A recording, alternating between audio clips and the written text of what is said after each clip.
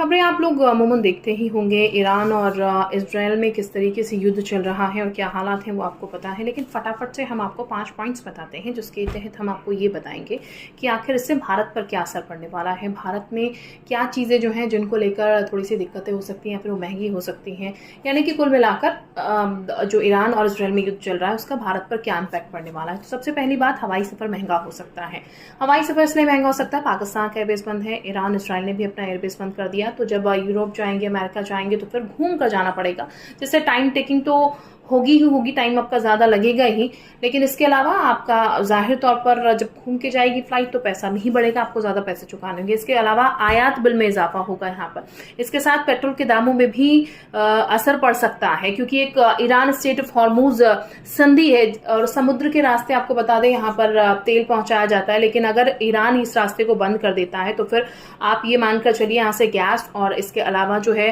Petrol आता है तो वो भी बंद हो सकता है, यानी कि इस पे भी इसका असर पड़ेगा, तो आपको ज्यादा पैसे चुकाने पड़ सकते हैं। रुपया जो है वो कमजोर यहाँ पर हो सकता है, डॉलर में बढ़ोतरी, डॉलर का मांग ज्यादा हो सकती है, ये भी एक असर पड़ सकता है। इसके अलावा कामगारों के लिए संकट हो सकता है, क्योंकि जैसा कि आपको पता होगा कई लोग वहां काम करने पहुंचते हैं और वहां से पिछले साल का एक आंकड़ा अगर निकालने की बात की जाए तो तकरीबन 45 अरब डॉलर जो है वो भारत को भेजा गया लोगों द्वारा, तो आर्थिकी में भी एक सहयोग यहाँ पर मिलता है, इसका भी इम्पैक्ट जो है वो यहाँ पर पड़ सकता है। यानी कि कुल मिलाकर 5 पॉइंट्स हम आपको बता रहे हैं जिससे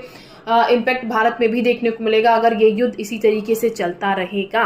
काफी ज्यादा दिक्कतें हो सकती हैं और भारत में लोगों की पॉकेट्स पर कह सकते हैं इसका असर जो है वो देखने को मिलेगा। वीडियो अच्छी लगी हो तो ज्यादा से ज्यादा शेयर कीजिएगा, ज्यादा से ज्यादा लाइक कीजिएगा और दूसरे लोगों तक वीडियो जो है वो जरूर पहुंचाएगा।